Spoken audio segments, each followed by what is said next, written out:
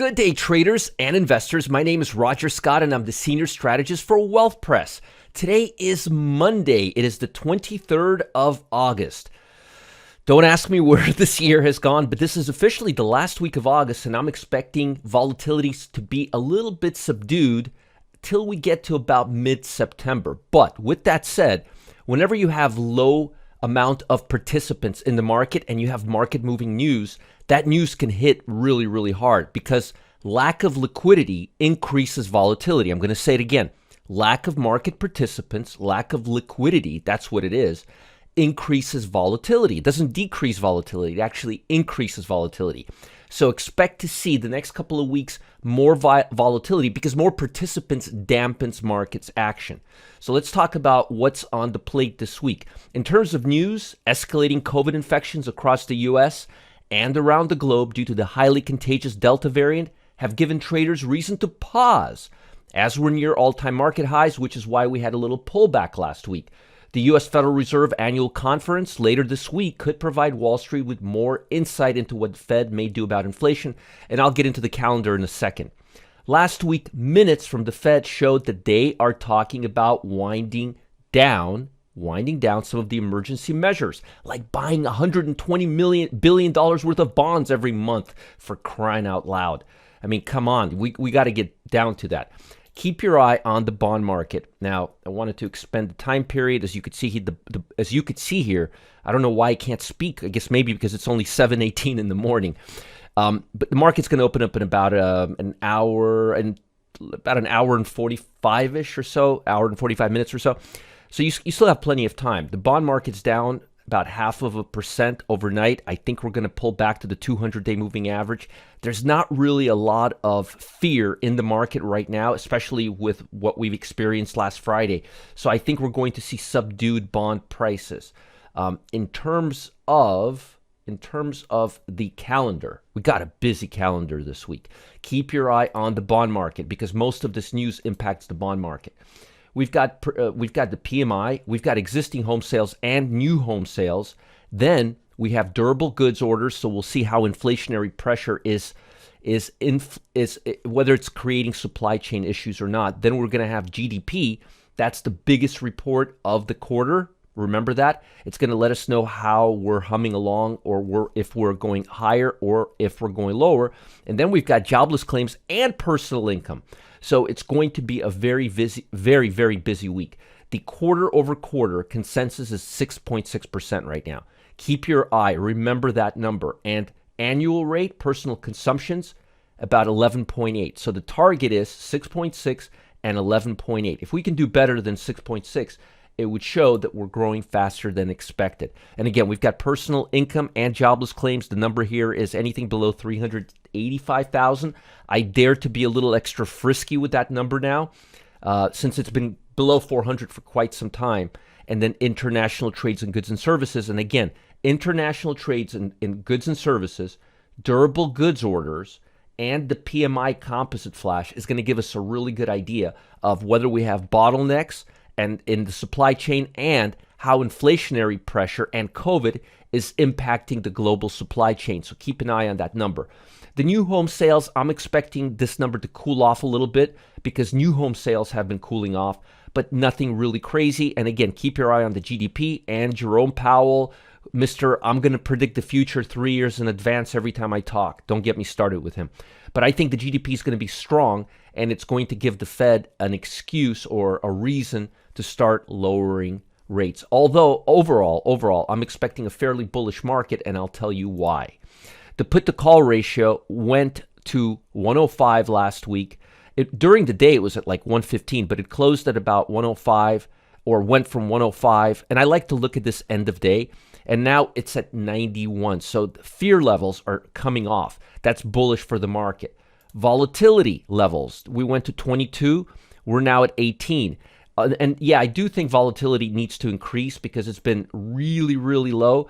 But I think for now, I think till the end of summer, we're going to get a free ride. I don't think we're going to see a major cool off or a sell off unless there's something completely unforeseeable on the table. So put the call ratios becoming a little more bullish. The volatility is becoming a little more bullish. Put the call ratios also becoming a little more bullish. because it's now within our random window. If it's above 1, markets are way, way over bearish. If it's below 0.70, markets are a little too bullish. But in this case, they're kind of in the middle right now, so there's just not much volatility. And again, it could rise as we go towards the second half of the week. I think we're going to have more volatility in the second half of the week because we've got the progression towards the GDP.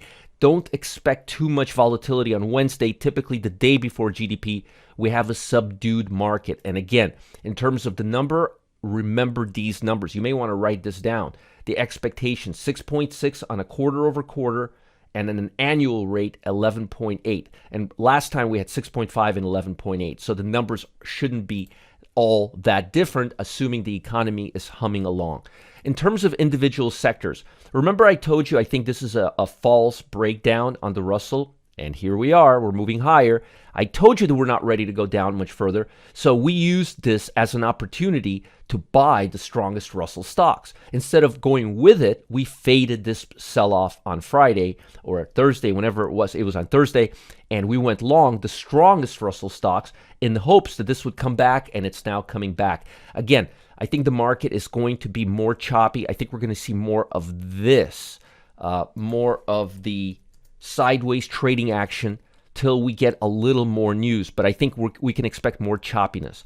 As far as the S&P 500, if you look at the regular S&P 500, it looks like it's coming back, and it looks to me like we had a little pullback. Didn't even go to the 50-day line. Couldn't even reach that level. So the market's still overly bullish, but if you look at the equal weighted SPY, it's not as bullish. It looks a lot more like the mid caps. So remember, we still have a hugely fragmented market, which is what I'm going to talk about right now.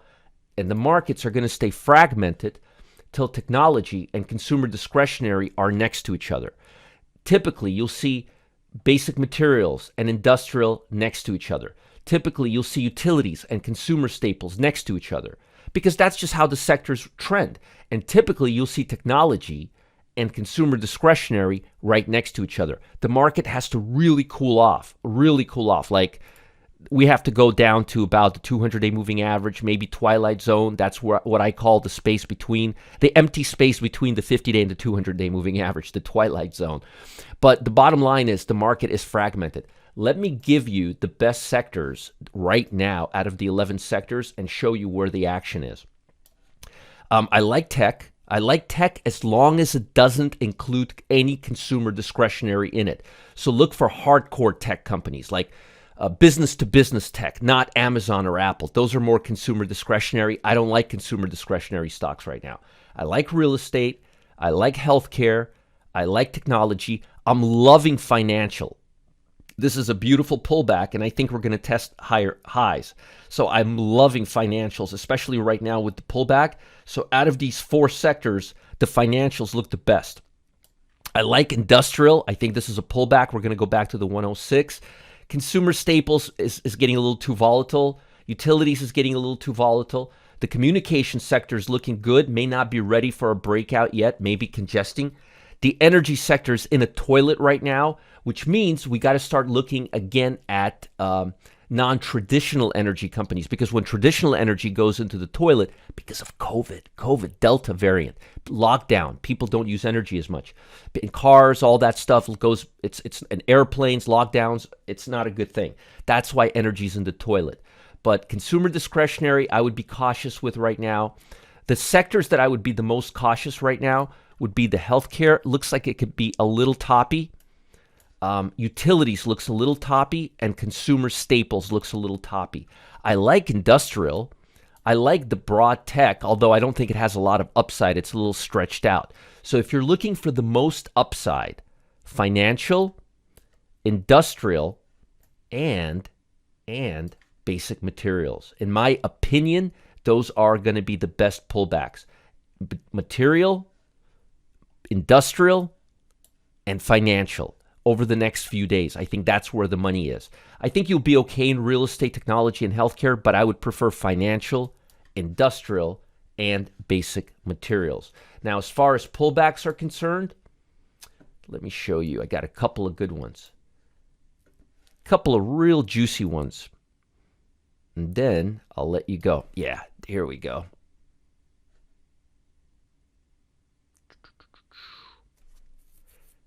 Oh, there's some good ones here. Lennar Homes. Nice little pullback. Swing highs right here. Looks like we can go back up to the 100. And Dick's. Don't forget Dick's Sporting Good. I've had my eyes on Dick's Sporting Good all year, and look at that.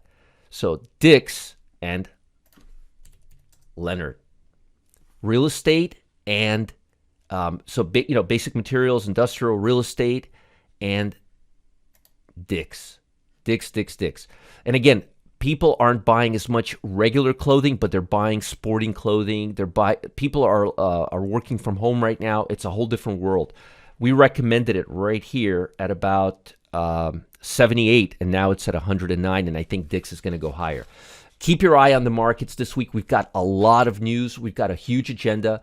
GDP is going to be big. Keep your eye on the bond market and the Russell 2000. The bond market's very vulnerable to the downside, and the Russell, I think, is going to go back into its choppy trading range. Now, before I let you go, I've got something really, really important, timely, something I want you guys to pay close attention to.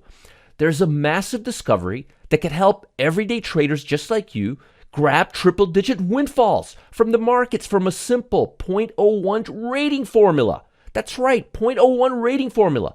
And Wall Street expert Chuck Hughes, he's been able to use this formula to signal a recent 96.2% win rate on over 100 positions. Just imagine what you could do with a 96.2% win rate on 100 positions. You would be right 96.2 times. That's amazing. And it's real. Chuck's documented. I've seen his account statements. He's got an answer and proof for every trade he shows you. Now, the stock market has been filled with the market-moving catalysts lately, and it's gotten harder to pick winners. Imagine having a strategy like this to help you navigate all the data on Wall Street today. A complete strategy.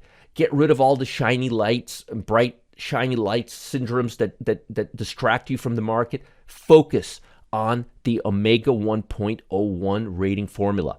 Imagine having a strategy like this to help you navigate all the data on Wall Street. Stop imagining. It's here. For the first time ever, Chuck is going to share it with the world.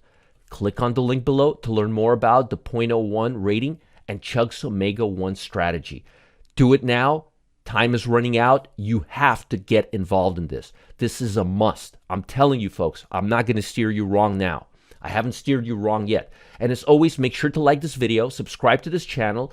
Folks, stay ahead of the market by being the first to be notified when I post my next video. Duh, don't you want this kind of info? This is premium stuff here. Keep your eye on the bond market and the Russell. That's where the vulnerabilities are right now. Have a great week. Bye. I'll be updating you tomorrow.